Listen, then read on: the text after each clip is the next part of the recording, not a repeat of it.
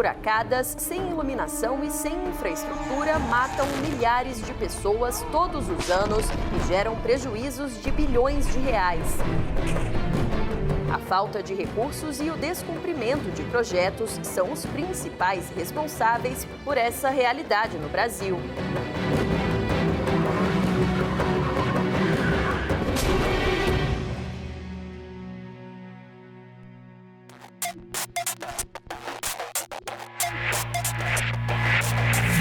É um problema sério que, em muitos casos, tem graves consequências e que também afeta a nossa economia. A gente começa o IP hoje com uma reportagem em Rondônia. A situação de um trecho importante da BR-364 é crítica. Vamos ver. Buracos, queimadas, poeira e alta velocidade tornam o trecho da BR-364 entre Jaci, Paraná e Abunã um dos mais perigosos de todo o estado de Rondônia. Esse é apenas um dos reflexos do desgaste provocado pelo tempo e pela circulação de veículos de carga pesada na região, que é de muita chuva. É o verão, época em que tudo que já é ruim nesse aspecto se torna pior ainda. 15, 20 dias, aquele buraco já está todo aberto, com as quinas vivas. Ali estoura pneu de carro, quebra mola de caminhão. O desgaste do veículo é muito grande ali. Em nossa viagem pelo trecho, ainda encontramos um flagrante. O carro do Wagner não aguentou a buraqueira. Olha o tamanho do estrago. O pneu é uns R$800, né? E alinhar, balancear que vai ter que fazer. Se tiver que arrumar a roda ou trocar, e passa de 3, 4, 5 mil reais uma roda dessa. O Ministério Público Federal foi até Abunã, confirmou a situação e pediu na Justiça para que fosse determinada a reforma e o recapeamento da pista. Primeiro é necessário ter um projeto técnico mais elaborado, já que houve inclusive obras, que a gente vê que tem obras recentes que já estão prejudicadas pela chuva, até pioraram a situação anterior da estrada, o que pode gerar inclusive investigação de improbidade. Então a gente precisa que seja feita uma obra com um projeto técnico sério para que resista às condições e atenda às necessidades da estrada no estado. Daqui em diante inicia um dos trechos mais complicados para quem vai para Rio Branco, no estado do Acre. A atenção deve ser redobrada para evitar acidentes que muitas vezes podem ser fatais. O Departamento Nacional de Infraestrutura de Transportes deve apresentar um cronograma de serviços em até 30 dias para corrigir essa buraqueira aqui. A previsão é de que as obras terminem em 90 dias.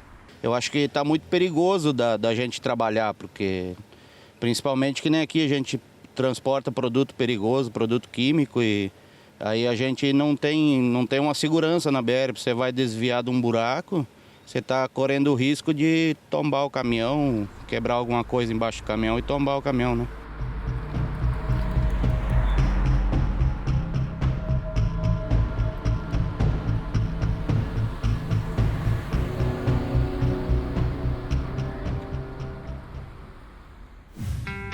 Você vai ver também no IP de hoje. Em Santa Catarina, o MPF luta para garantir a manutenção da maior barragem de contenção de água do país. Campanha Nacional busca recursos para a desapropriação da chamada Casa da Morte em Petrópolis, no Rio de Janeiro. Você gosta de pescar? Então presta atenção no Acontece nas Redes de hoje.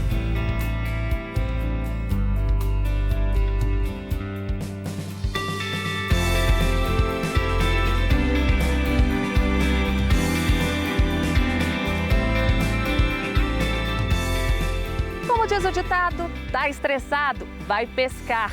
E eu vim mesmo. Será que eu vou conseguir pegar um peixinho aqui hoje?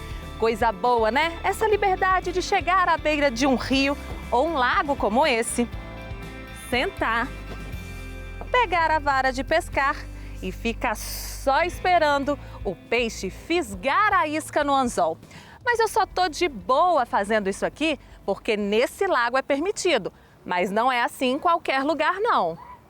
Em terras indígenas, por exemplo, a caça e a pesca só são liberadas para os nativos da região. está lá na Lei 6.001 de dezembro de 1973, que trata do Estatuto do Índio. É garantido aos índios e comunidades indígenas, nos termos da Constituição, a posse permanente das terras que habitam, reconhecendo-lhes o direito ao usufruto exclusivo das riquezas naturais e de todas as utilidades naquelas terras. E o assunto que está rolando nas redes sociais do MPF é a proibição da entrada de 4 pessoas na terra indígena Caiçara, na aldeia Chocó, em Sergipe. Elas foram flagradas se preparando para caçar na região. O MPF está antenado. Proteger essas terras é uma forma de cuidar do meio ambiente. Os povos indígenas ajudam a aumentar a diversidade da fauna e da flora local, porque tem uma maneira diferente de viver e ocupar um lugar em meio à natureza.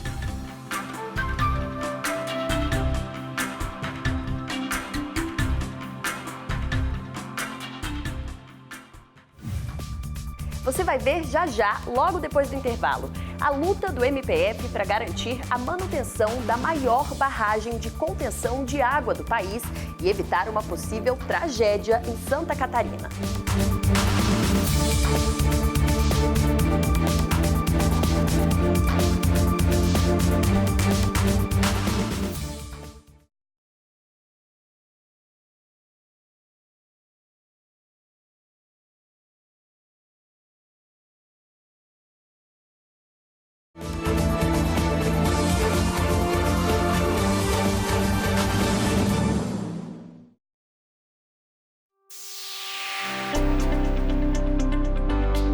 Está na hora de você ficar por dentro do que é notícia no Ministério Público Federal. Está no ar o Redação MPF. O empresário Júlio César Pinto de Andrade, preso na Operação Câmbio Desligo, por possível envolvimento em um esquema de lavagem de dinheiro, teve o pedido de habeas corpus aceito pelo ministro do STF, Gilmar Mendes. Mas a Procuradoria-Geral da República não concordou com a decisão e, para garantir a ordem pública, pediu que o Supremo restabeleça a prisão preventiva do suspeito. A Procuradoria-Geral da República também pediu ao Supremo Tribunal Federal que seja rejeitado o pedido de anulação da pena do ex-deputado Paulo Maluf. Ele foi condenado pela prática do crime de falsidade ideológica para fins eleitorais. Para a Procuradora-Geral da República, Raquel Dodge, não existe nenhuma justificativa para que Maluf não responda pelo crime. E a nossa participação de hoje é com o Gabriel. Tudo bem, Gabriel? O que você conta pra gente? Olá, Roberta. Seja bem-vinda à redação. O Fórum por Direitos e contra a Violência no Campo entregou aos 27 governadores do país um comunicado alertando para a preocupação do Fórum com relação aos acordos de conciliação firmados entre o governo federal e fazendeiros que questionam a reforma agrária. O documento alerta para o risco de a medida resultar em violência no campo e violação dos direitos das famílias de trabalhadores rurais. O Ministério Público Federal é um dos 50 integrantes do Fórum, que também conta com órgãos públicos e outros movimentos sociais. Informações como essa você encontra no nosso portal, que já está aparecendo em sua tela. Para punir os responsáveis pelos desmatamentos ilegais na floresta amazônica, o Ministério Público Federal vai utilizar imagens atualizadas de satélite na próxima etapa do programa Amazônia Protege. Desde que foi criado em 2017, o programa já entrou com mais de 2.400 ações contra pessoas e empresas acusadas pela prática do crime.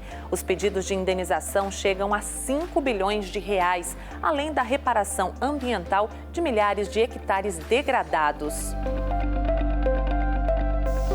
E quem traz mais informações sobre as atuações do MPF para proteger a Amazônia é a Madeleine. Durante a reunião emergencial sobre incêndios na Amazônia com procuradores gerais e representantes dos Ministérios Públicos da região norte, a Procuradora-Geral da República, Raquel Dodge, anunciou algumas medidas. Entre elas está a criação da Frente do Ministério Público Brasileiro pela Amazônia. O que nós queremos é sincronizar a atuação do Ministério Público Brasileiro para que as queimadas e os incêndios cessem e para que os infratores, aqueles que estão cometendo esses gravíssimos crimes de pôr fogo na floresta, sejam identificados e punidos.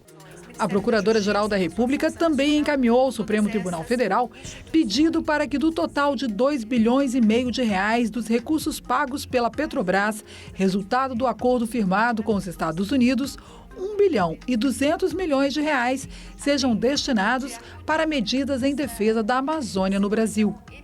Raquel Dodge classificou como grave e muito importante para os planos nacional e internacional, além de constitucional, a proteção ao meio ambiente e citou ainda a legislação ambiental na proteção da natureza para essa e para as futuras gerações.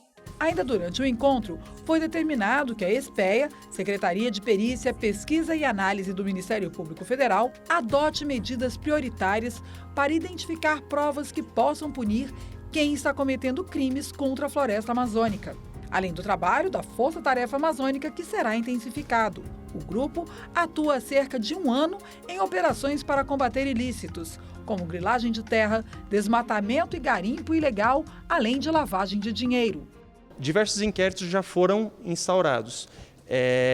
Cada operação, em geral, surge a partir de um inquérito em que é feito o mapeamento das organizações criminosas que atuam na prática de crimes ambientais. Grandes pecuaristas foram alvo já da atuação da Força Tarefa Amazônia e, a partir desses inquéritos, toda a rede, a cadeia de atuação dessas organizações criminosas foi revelada e desarticulada.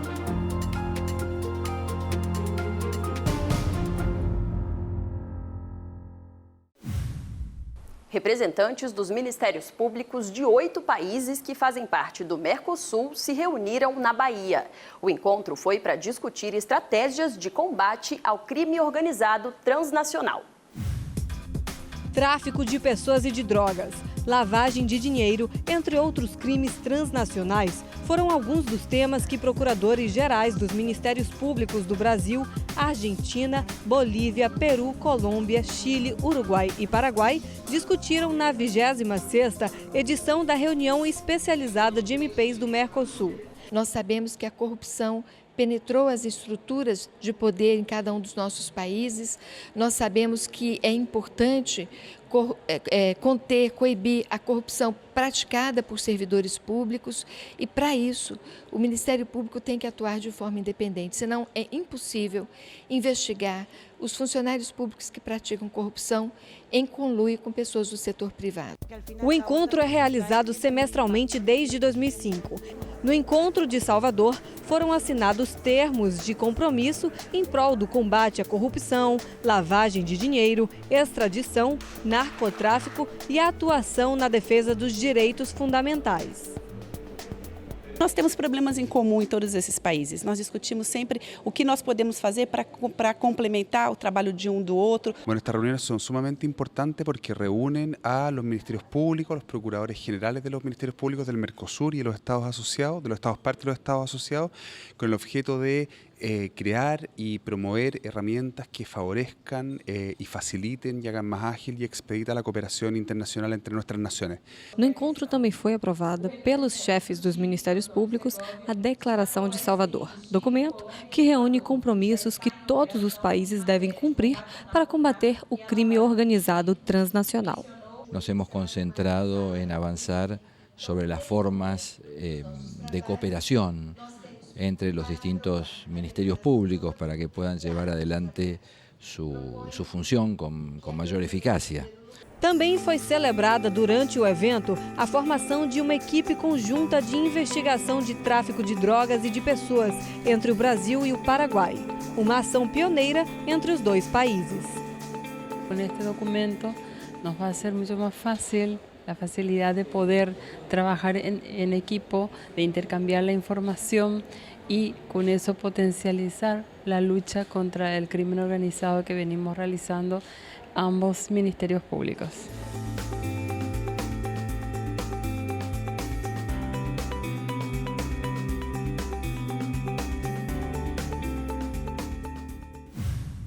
Em Santa Catarina, o MPF luta para garantir a manutenção da maior barragem de contenção de cheias do país, que fica dentro de uma reserva indígena. Órgãos de fiscalização e os moradores temem uma tragédia. Os rios que dão vida à terra trazem também destruição e morte. Para conter a força das águas, os mais de 1 milhão de habitantes do Vale do Itajaí contam com um sistema de barragens de norte a sul da região. Do lado norte, a represa que fica numa reserva indígena se manteve firme quando o leito do rio Hercílio chegou a subir mais de 50 metros. Mas na situação atual, deixa muitas dúvidas se ainda tem a mesma resistência. Eu acredito pelo bem, pelo povo, pela vida, eu acho que deve melhorar e dar segurança tanto para a comunidade indígena e pelos não-índios. Esta represa é considerada a maior do país para a contenção de enchentes, com capacidade de mais de 350 milhões de metros cúbicos. Desde a construção há mais de 40 anos, nunca se fez um estudo das reais condições da estrutura, nem um plano de emergência em caso de rompimento. Falta também um canal de escoamento das águas represadas.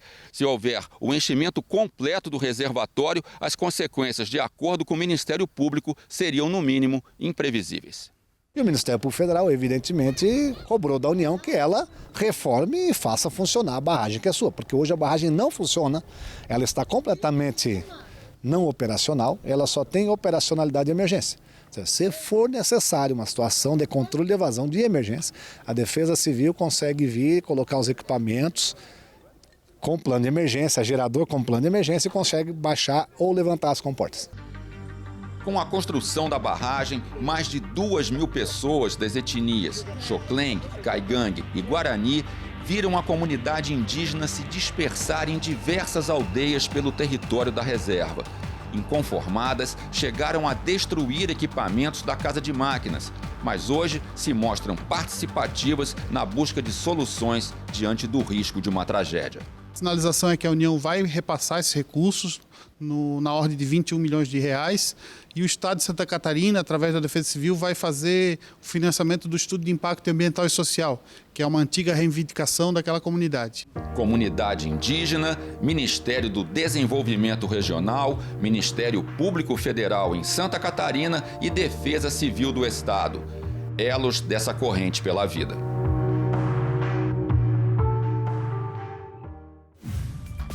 E veja a seguir, campanha nacional arrecada recursos para desapropriar a Casa da Morte em Petrópolis.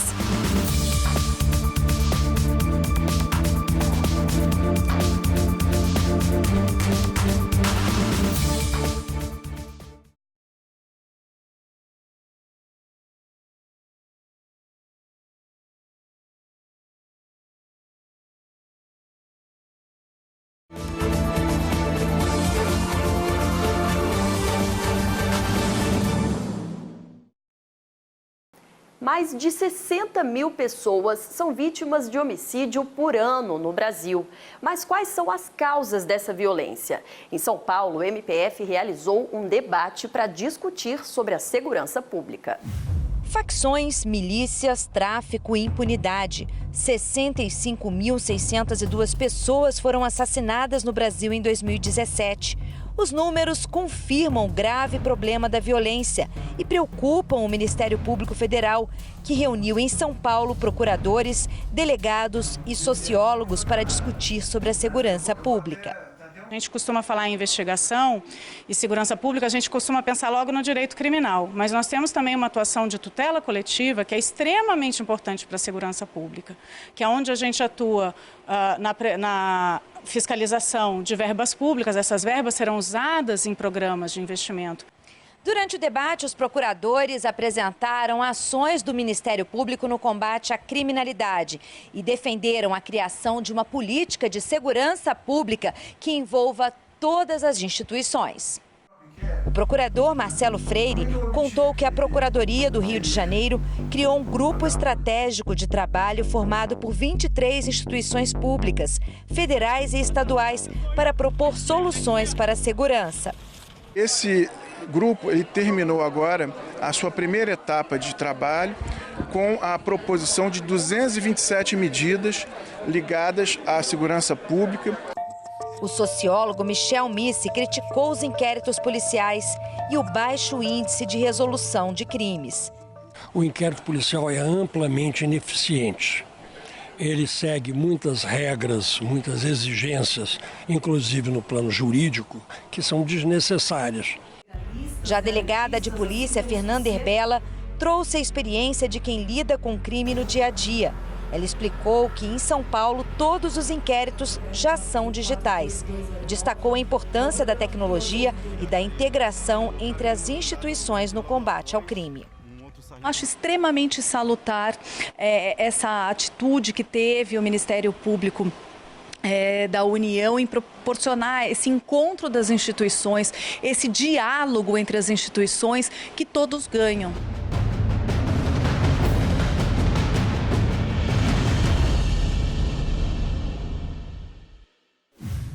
O nome poupa explicações.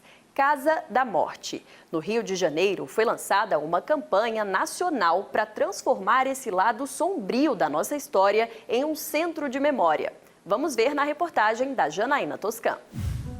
Uma residência num bairro tranquilo de uma cidade na Serra. Local insuspeito para um esconderijo com uma história de atrocidades. Aqui funcionou na década de 1970 um aparelho clandestino de tortura do Centro de Informações do Exército, que ficou conhecido como Casa da Morte. A descoberta da casa no início dos anos 80 envolve uma história impressionante. Ela só foi possível graças à memória de Inês Etienne Romeu, a única prisioneira a sair viva daqui. Estava um dia lá, deitada no chão, jogada, e um deles atendeu o telefone e disse um número alto. Ela decorou o número, nunca contou para ninguém, passaram-se praticamente 10 anos. Aí ela pediu a um amigo nosso, que foi a Bangu, que conseguisse um catálogo de Petrópolis de 71. Nesta reportagem feita após ser solta pela anistia, Inês vai ao endereço encontrado na lista telefônica com a imprensa e surpreende o alemão Mário Loders, que havia emprestado a casa aos militares. Mário, eu conheço o senhor de 1971. O testemunho de Inês, morta em 2015, e de outros envolvidos na época, foram fundamentais nas investigações da Comissão Municipal da Verdade de Petrópolis e do Ministério Público Federal, que comprovaram tanto a existência quanto as torturas e desaparecimentos que ocorreram na casa. O próximo passo foi solicitar o tombamento e a desapropriação do imóvel. Nós temos hoje em dia equipamentos, um scanner de alta profundidade que conseguiria identificar efetivamente a existência de ossadas ou não naquele lugar. Isso não foi feito ainda, então é mais um motivo para preservar aquele local. Há um interesse investigativo, criminal, né, e civil naquela casa. E a outra importância da casa é justamente preservar a memória, os fatos históricos. Além do fôlego de diversos movimentos sociais, como o grupo Inês Etienne Romeu, fundado pela amiga e jornalista Márcia de Almeida, a vaquinha pode contar também com verbas vindas de TACs e acordos de captação de fundos do MPF. O objetivo é arrecadar até dezembro R$1,5 milhão, valor estimado para a indenização do imóvel. A história do Brasil vai ter que contar a história da Casa da Morte, vai ter que contar a história da Inês Etienne Romeu e dar a ela o respeito que ela merecia e merece e que a nação deve a ela.